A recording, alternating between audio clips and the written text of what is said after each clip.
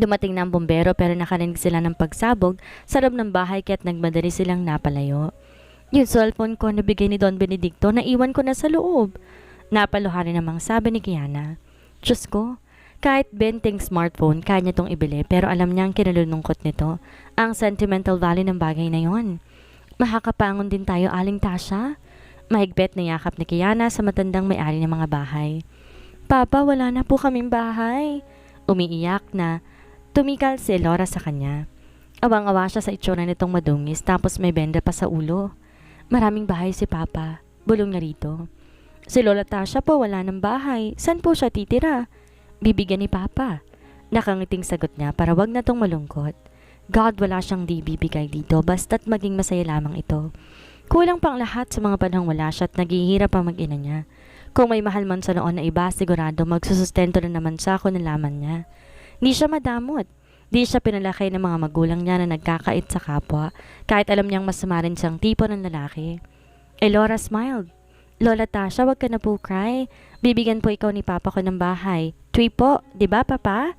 3 baby. Yes, 3. With stairs po, tsaka yung hindi po susunog? Cemented, yes. 3 with stairs. Tango ka agad niya. Napatanga sa kanyang matanda at kahit papano ngumiti kay Elora. Salamat apo. Pero mahirap magpatay ng bahay ngayon, pera na lang kung milyonaryo ang papa mong gwapo. Magastos yun. Walang pananalig na sagot ng babae at muli, pumalahaw ng iyak at papasag-pasag sa kalsadang nakaupo. Kiana looked up at her. He nodded and smiled. Naroon pa rin ang matinding kaba at di pa rin namamatay. Pero mas kinabahan siya sa kainatnan ng mga taang gumawa nito kung ito may sadya. Si Olive, si Ava, si Frederick. Ang mga yon ang sumagi sa isip niya at sa pagkakataong to, di niya palalagpasin ng mga dalapen niya. Buhay ng dalawang babaeng pinakamamahal niya, ang muntik ng mawala. Kung wala siya roon, papano? Muling nanubig ang mata niya at niyakap niya ang bata. Kinuha sila ng mga medics nang dumating ang ambulansya. Nakatayo siya habang pinagmamasdan si Kiana at si Elora. Di na siya nagpaasikaso dahil wala naman siyang tama. Tama sa puso, meron. Bukod sa buhok niya na sunog ng kaunti, wala na. Ang dalawa ang gusto niyang masiguro na maayos ang kalagayan. Hindi niya kayang mawala ang mga to sa kanya. Hindi ngayon. Hawak niya ang smartphone at tumawag siya kay Vincent.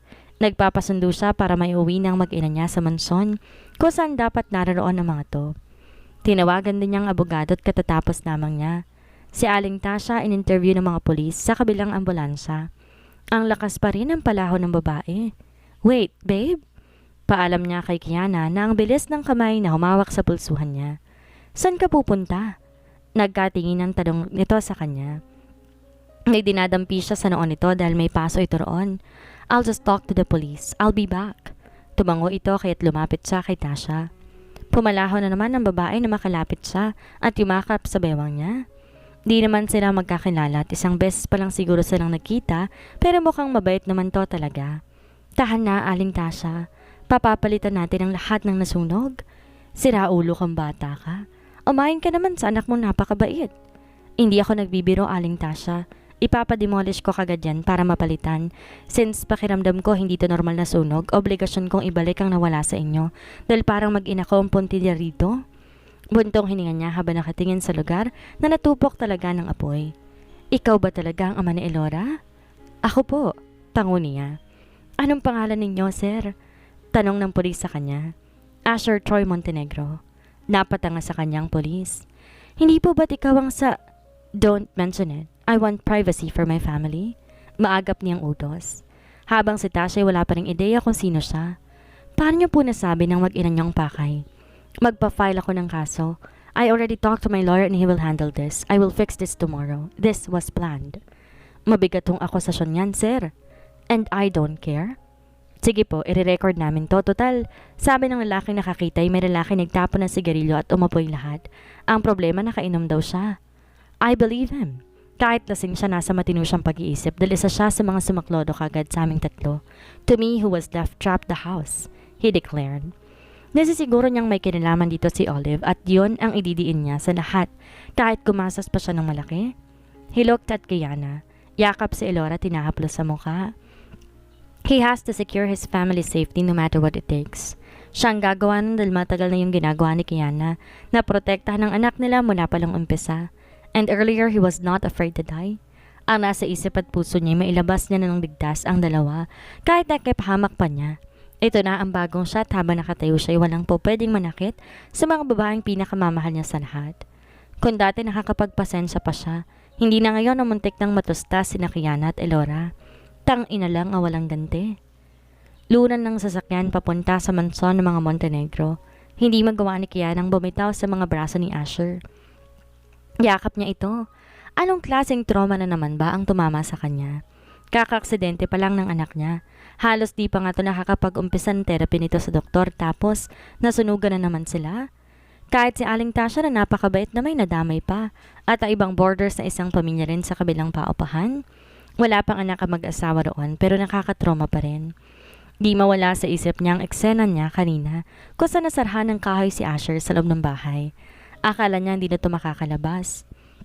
She was so terrified. Lalo niyang niyakap ang braso nito. Mahal na mahal sila ni Asher. Lahat ng kumot binalot ito sa kanila ni Elora at di nito inisip ang sarili. Hey! Anito sa kanya nang humikbi siya. Sorry kung hindi kita na patawad ka agad. Umiiyak pang sabi niya rito. Sa kanya to tiningala. Asher looked at her with so much understanding in his eyes. Kanina lumuluha ito. Akala niya yun ang huli nilang pagkikita na naman. Katulad ng unang gabing nakuha siya nito. Naghiwalay sila ng napakatagal na panahon. Tapos kanina paulit-ulit siya nitong kinuha. Muntik na naman silang maghiwalay. Kung dito nakalabas habang buhay na silang hindi magkikita. Baka maiwanan na naman siya na isang bata sa tiyan. Kailan pang dumating sa puntong tulad kanina? Puno ang luhang mga matang sabi niya rito. Hindi kita kayang mawala. Asher wiped her tears away using his fingers. I'm alive. Hush now. Sa tingin mo si Olive ang may kagagawa nito? Tanong pa niya rito. Lumabi si Asher at hinilikan ang kalong na si Elora. Kahit sa pagkargay napakamaingat nito sa anak nila. Kapag nasasaling kasi ang likod ng bata nasasaktan at umiiyak, pero si Asher kabisadong tamang paraan ng pagkarga. At dahil sa pagod sa pag-iyak, nakatulog to sa kandungan ng ama. I doubt it. Olive is just not talkative but she could not plan for such a thing like arson. I think it's Ava. Diyos ko naman, ganun ba siya kasama? May bata. Naiiyak pang tanong niya habang nakatingin sa kawa-awa niyang anak. Hinalikan niya yon sa kamay. Napabuntong hininga si Asher. She got worse. Kapag malala na ang tao, lahat posible na. I'm wondering who she hired. That person was needy and desperate for money too. Oras na makita ko yan, pakakainin ko ng pera. At di ko sila palalagpasin ngayon. Galit na sabi nito. Kitang-kita niya yan sa mga mata nito. Yumakap siya lalo na sa braso ni Asher at sumandal doon. Pumikit at umusal ng pasasalamat sa isipan niya. Pasasalamat sa Diyos na ligtas sila. Kasama nila si Tasha at pansamantalay doon din muna sa mansyon na matanda hanggat di pa nibabalik ang bahay na nawala. Dumating sila sa mansyon. Alalang-alala ang mga kasambahay, lalo na si Merla. Sa pinto pa lang nakabang na mga yon kahit mahigit ng alauna na madaling araw. Ano nangyari? Tanong ni Merla sa kanila. Kawawa naman ang apo ko. Mangiyak-iyak na sambit nun nang haplosin ang ulo ni Elora. Yaya, she's Aling Tasha. She owns the house. Pakilala pa ni Asher sa matandang kasama nila na palingalinga habang nakayakap sa braso ni Kiana. Nagkakilala na kami kagabi. Tuloy na Ate Tasha. Ang ganda pala ng bahay ng boyfriend mo, Kiana. Nakakahiya. Wala pong dapat ikahiya. Maagap na sagot ng binata. Pasok na po kayo. Natutuwa siya sa kabaitan at kababaang loob ni Asher na kahit napakatay at mapakupang baba pa rin kahit na mahirap lang kaharap. Pumasok sila sa loob. Siya man alanganin din. Noon lang siya roon nakarating. Lola, nasunog po yung house namin. Wala na po kami house. Pupungas po nga si Elora na luminga sa paligid. Maraming house si Papa. You have many more in the US? In every lupalop of the world, you can have house plenty? Sagot naman ng isang kasambahay na parang dinaig ang bold star sa suot na damit pantulog. Talaga po, Tita Butterfly? Naku, oo, kaya wag ka nang sad. Happy ka lang kasi marami si Papang pampagawa ng house. Tahimik siyang ngumiti at tumingin sa sahig. Ito si Kiana, naman ni Marla. Napakaganda naman pala ni Ma'am Kiana. Kaya naman pala sa senyorito'y baliw-baliwan madalas. Palatak pa na madaldal na babae, pero ngumiti lamang siya at kinagat ang labi. Kung ano-ano na naman ang sinasabi mong lukarit na bata ka ha? Ihatid na natin tong si Ate Tasha sa kwarto niya. Aasikasuhin natin. Mag-init ako ng sabaw para makakain muna kayo bago matulog. Asher, marahang tawag niya sa binata sa tabi niya. May gatas na? Papainumin ko lang si baby. Of course, iakyat na lang nila yon. Let's go upstairs. Tumango siya pero binalingan muna nito si Tasha. Aling Tasha, feel at home. Salamat, bait. Salamat talaga. You're welcome po. Magpapapanhik ako doon ng mga maliliit na kamiseta na pwedeng magkasya kay Amery ha. Kawawa ang bata, sus ko. Ani pa ni Merla na parang nalilito na kung saan pupunta. Asher walked her to the elevator. Nakaramdam siya ng panghihina. Baka bumigay na ang katawan niya kapag di pa siya nakahiga. Pagkalabas sa elevator, dumiretso sila sa isang malaking pinto. Pumasok sila doon. This is my room. Come, don't hesitate. From now on, you will live here. Matamlay siya na upo sa kama. Binaba ni Asher si Elora at maingat na pinahiga muna ang anak nila. Agad niyang niyakap ang anak at tinilikan sa noo. Sleep ka muna. Gisingin kita pag nandyan na ang milk. Elora nodded. Tumayo siya at naglakad papasunod kay Asher. Tumuloy kasi to sa walk-in closet. Doon, balisa ito at naghahanap ng kung ano-ano sa damitan. Seryoso ka ba sa sinabi mong ipagpapatayo mo si Aling Tasha ng bahay at paupahan? Tanong niya nang humakbang siya papasok. Yes, babe. Nadamay lamang siya rito. It's my obligation to give her back what she had lost. Sinipat itong isang puting t-shirt. Here, this is a bit smaller than my normal size. You can wear this. Wala lang akong panty rito. Napangiti nitong sabi. Di naman madumi ang panty kong suot. Natawa to sa sagot niya, kaya hinila nitong braso at niyakap siya ng sarili nitong katawan. I am so happy that you are here. This is where you really belong, Kiana. 6 years ago, perhaps? Anito sa kanya. Hindi pa rin ako makamove on sa nangyari. Ang akala ko, matutusta ako sa loob ng banyo dahil naglock ang pinto. Naiiyak na namang sabi niya. You will get over it soon. Tatapusin kong laban na to para sa inyo. You just have to wait. You've been battling for almost half of your life. I will do it for you now, Elora. And what do you mean by ayaw mo akong mawala? I remember what you said. Tinikal nito sa saglit at tiningnan siya sa mukha. Lumiit ang isang mata nito at parang nanunukso. Alam mo naman yon. Nakalabi pang sagot niya rito. Hindi ko alam. Sagot nito sa kanya kaya't lalo siyang lumabi. Baka may gusto kang sabihin sa akin. Natatawa siya dahil pareha silang madungis na dalawa. Ito ay nabawasan sa kabilang side ng buhok dahil sa pagkasunog. Nahiya kasi ako eh. Anya rito at saka siya tumungo pero agad ding inangat ni Asha ang mukha niya para tingnan siya sa mata. His brows arched. I want to hear it, babe. Please? I've been dying to hear it since I started courting you. Para nakikiusap ang mga mata nito sa kanya. Kumarap muna siya bago nagsalita. Kanina kasi hindi ko alam ang gagawin ko kung hindi ka nakalabas. Gusto kong sumigaw kasi natatakot ako na baka bigla kang mawala at di ko nasasabi sa yung pinatawad na kita. Kasi, she paused. Kasi mahal kita. Mas mahal kita kaysa sa galit ko at pag-aakala ko na binaboy mo lamang ako. Sorry kung tinawag kitang demonyo o hayop. Bago pa natin malaman ng totoo, mas nauna mo nang minahal ng buo ang anak ko. Kahit na hindi mo rin alam kung saan ba siya nanggaling. Hindi to umimik. Nakatingin lamang sa kanya. Hoy!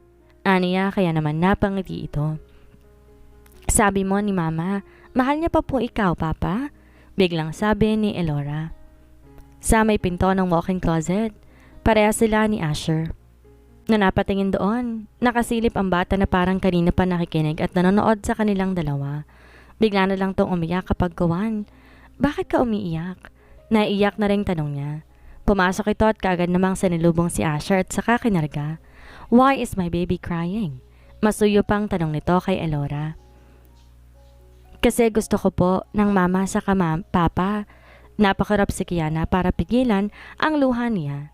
Inakbayan siya ni Asher at tinilikan din siya sa noo. Yumakap naman siya rito at saka pinahid ang luha ng anak niya. Parati ka ng kay mama at papa.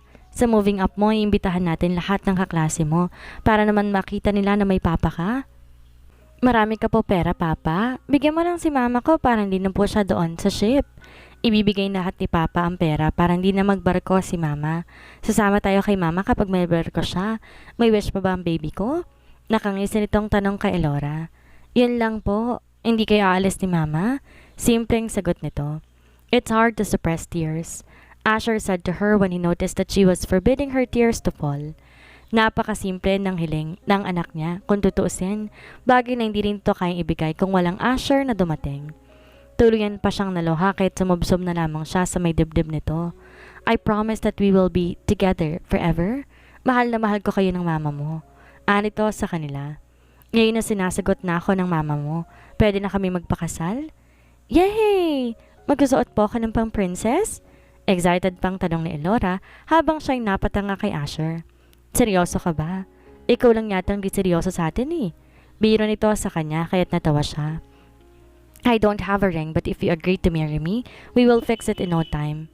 In front of our daughter, you will marry me. Opo, opo, sabi pa ni Elora. Gusto ko po. Nakangiti siyang tumingin sa anak niya at pinakamasdan ito. Makakatanggi pa ba ako kung umuo na itong anak mong kakampi-kampi sa'yo? Siyempre pakakasal ka dahil wala naman ako ibang gusto na lalaki. Nax, proud na sagot ni Asher. This was the most lousy proposal but babe, the most sincere because I asked in front of our daughter. This is not just for giving her a complete family but it's because I really wanted you as my wife. The Alpha Lord loves you. Ngumiti siya. Mahal din kita, Lord. Napahagikik siya dahil hindi na trauma. Ang naalala niya sa salitang Lord, it's now a symbolism of love and forgiveness, not hatred and pain. Kiss na po kayo, ani Elora at parehas sinawakan ang ulo nila ni Asher at pinaghalikan silang dalawa. Natatawa siya at ngayon lang siya nakaramdam ng ganitong saya na sa kabila ng lahat ng mga nangyaring masama, may mag-ama siyang kasama niyang tumatawid sa mga hamon ng buhay.